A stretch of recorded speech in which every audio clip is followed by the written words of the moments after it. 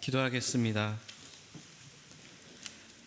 말씀이 육신이 되어 우리 가운데 거하신 주님, 우리가 주님의 영광을 바라보게 하옵소서. 이 시간 말씀이 우리의 마음과 육신에 거하게 하시고 우리가 은혜와 진리를 누리게 하옵소서. 예수님의 이름으로 기도드립니다. 아멘. 오늘 본문 말씀은 우리가 아주 잘 아는 이야기입니다. 성탄절 아기 예수님을 찾아와 경배한 이야기가 성경에 두 군데에 나옵니다.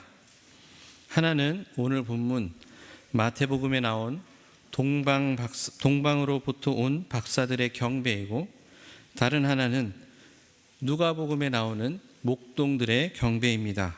오늘은 그 중에 동방 박사들의 경배에 대해서 한번 생각해 보고자 합니다. 오늘 본문 마태복음에서는 아기 예수님이 태어난 이야기는 그리 자세히 서술되어 있지는 않습니다. 그저 마태복음 1장 마지막에 아들을 낳을 때까지는 아내와 잠자리를 같이 하지 않았다.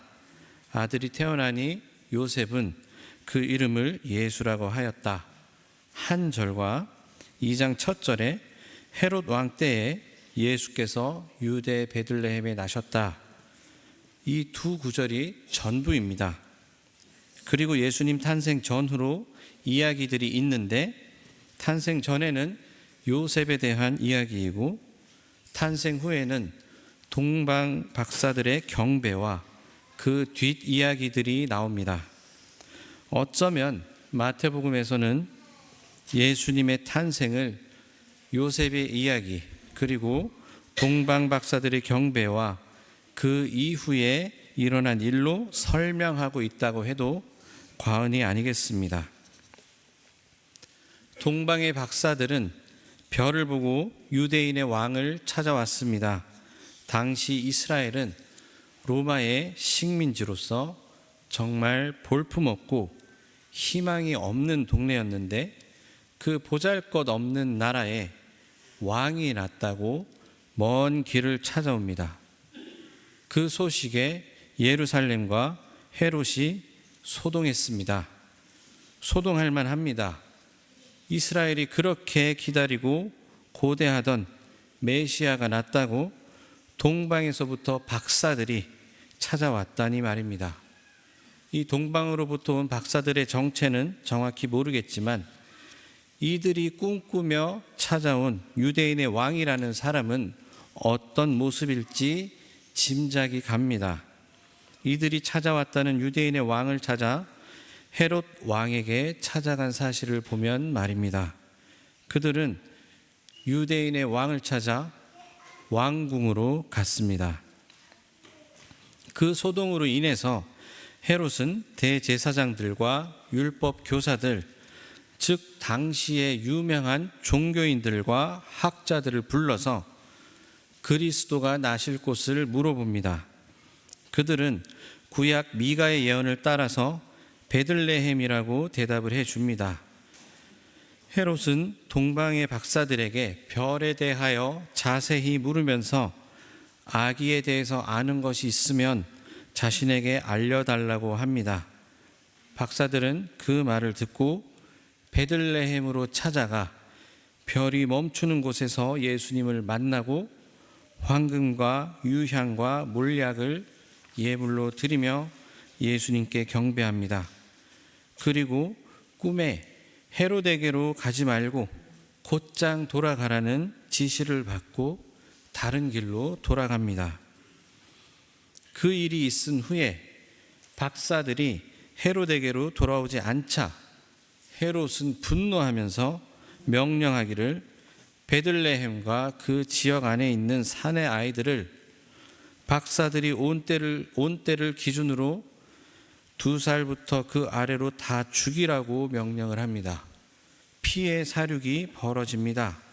베들레헴은 절망과 통곡 소리로 가득했습니다. 2살 이하라는 이유만으로 아기들이 죽어야 했고, 힘이 없는 식민지의 백성들은 그저 자신의 아기들이 2살이 안 됐다는 이유만으로 죄 없이 죽어가는 것을 지켜보아야만 했습니다. 또한 그 사건은 이스라엘 백성에게도 절망의 소식이었을 것입니다.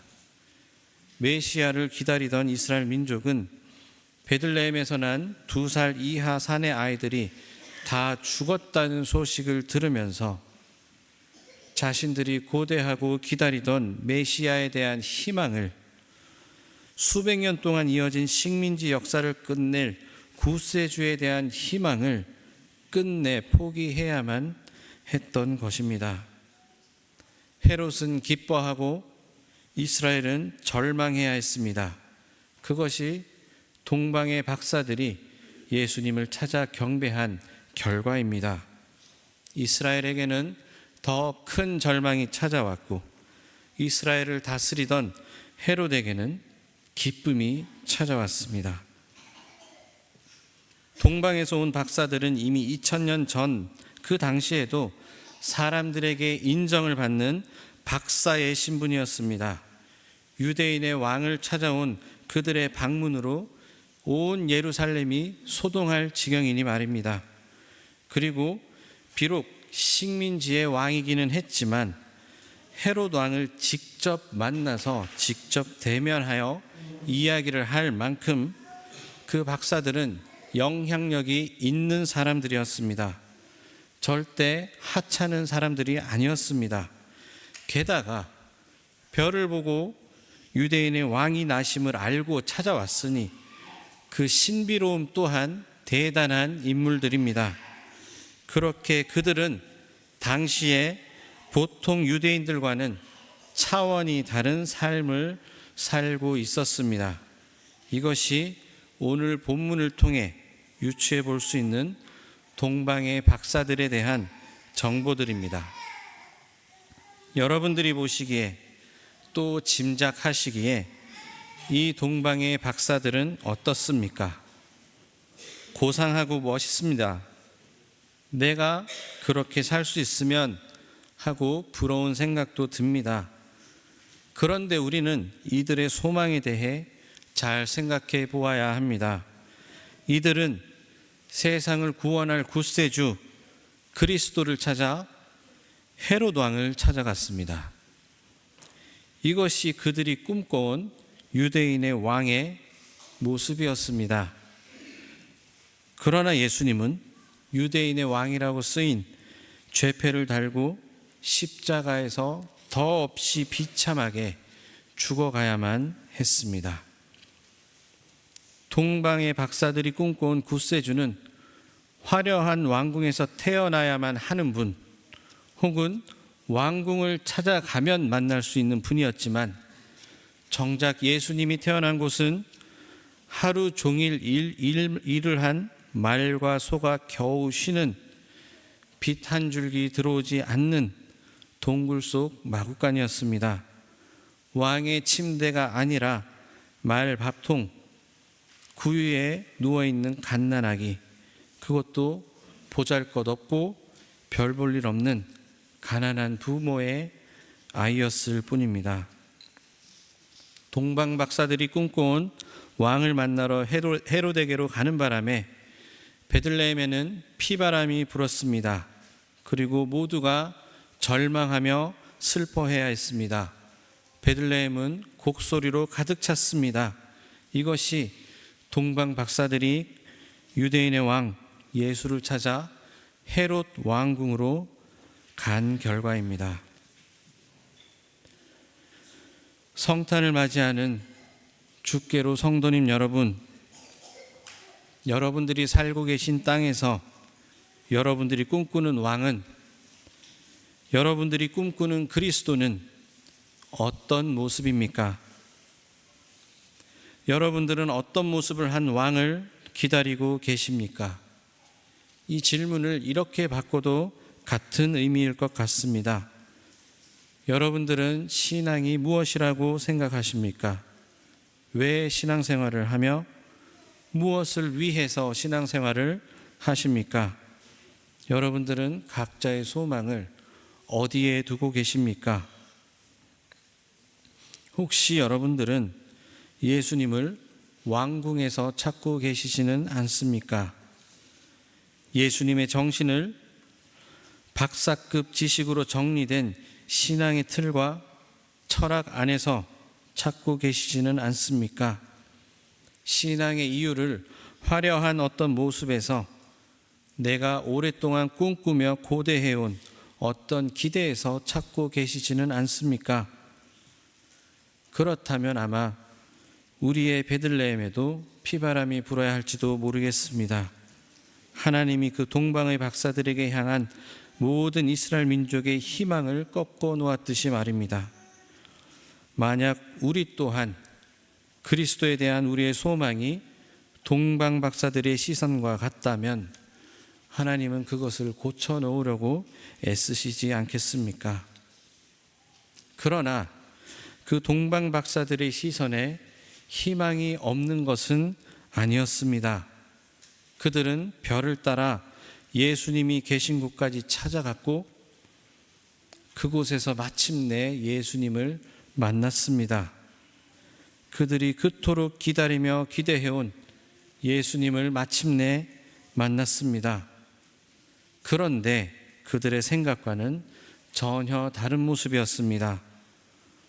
왕궁에서 유대인의 왕을 찾고 그래서 예물도 황금과 유향과 모략을 들고 찾아갔던 동방의 박사들이 만난 유대인의 왕 예수는 왕궁이 아닌 말과 소가 쉬고 있던 냄새나는 마구간에 있었고 그것도 누울 곳 하나 없이 말 밥통에 뉘어 있었으며 그들의 부모들 또한 보잘것없는 사람들이었습니다. 얼마나 충격을 받았을까요? 얼마나 놀랬을까요? 그들이 고대하며 찾아온 유대인의 왕이 그 실체는 그들의 생각과 기대와는 너무나도 달랐습니다. 그 보잘것없는 유대인의 왕을 만난 동방의 박사들은 어떻게 했을까요? 엎드렸습니다. 그리고 경배합니다. 보배압을 열어서 황금과 유향과 모략을 그 앞에 내어놓습니다.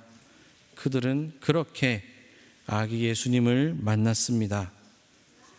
사랑하는 뒤셀도르프 한인교회 성도님 여러분, 우리도 그렇게 아기 예수님을 만나면 좋겠습니다. 오늘 나의 삶에 찾아오신 예수님의 모습이 내가 꿈꾸며 기대하던 모습과 많이 달라도 내가 소망을 든 그곳에 내가 꿈꾸며 바라던 그곳에 예수님이 계시지는 않아도 예수님을 경배하고 무릎 꿇고 맞이할 수 있는 우리의 모습이 되면 좋겠습니다.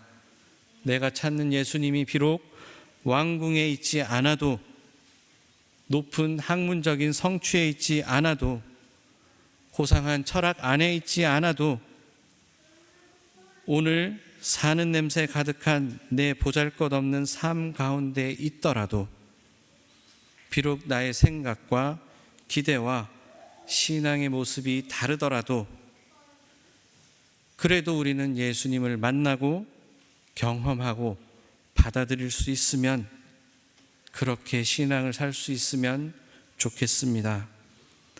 베들레헴에서 예수님의 진짜 모습을 본 동방박사들의 방문 이후에 이제 하나님은 이스라엘의 환상 속에서 예수님을 지우십니다. 동방의 박사들은 예수님을 만난 후 꿈에서 지시를 받고 헤로데게로 가지 않았습니다. 아마 그 꿈이 아니었더라도 굳이 헤로데게 갈 필요성을 못 느꼈을 것 같습니다. 이젠 더 이상 왕궁에서 예수님을 찾을 필요가 없기 때문입니다.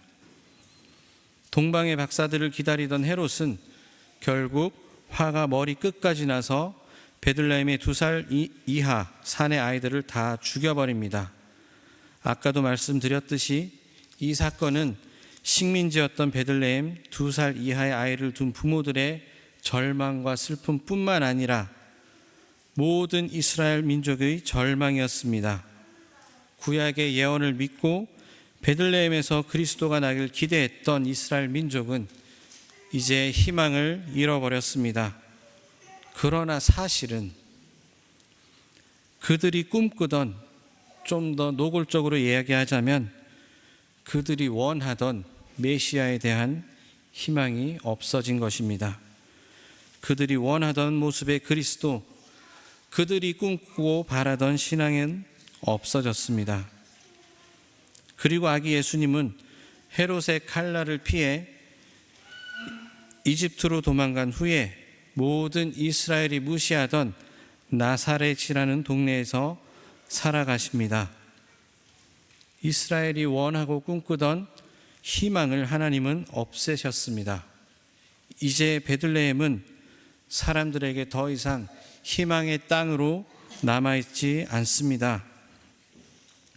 그들이 꿈꾸던 그리스도는 이제 없습니다. 하나님은 동방의 박사들이 생각해왔던 그리스도의 모습을 산산이 조각내신 것처럼 예수님을 통한 하나님의 구원 사역은 없음에서, 가장 낮음에서 시작하십니다. 우리는 우리가 생각하는 이상적인 신앙의 모습이 있습니다. 늘 평안하고 건강하고 사업도 잘 되고 자식들도 잘 되고 좀 그래야 폼도 나고 신앙생활도 잘 하는 것 같아 보입니다. 또한 고상한 학문과 철학 용어로 하나님을 설명하고 우리의 신앙을 표현하면 공부도 많이 하고 열심히 하나님을 배운 것 같을 텐데, 은혜로운 말들로 내 인생 여정을 곱게 표현할 수 있으면 참 은혜로워 보이고 좋을 것 같습니다. 하지만 우리의 신앙은 늘 우리의 생각과 기대와는 다르게 흘러갑니다.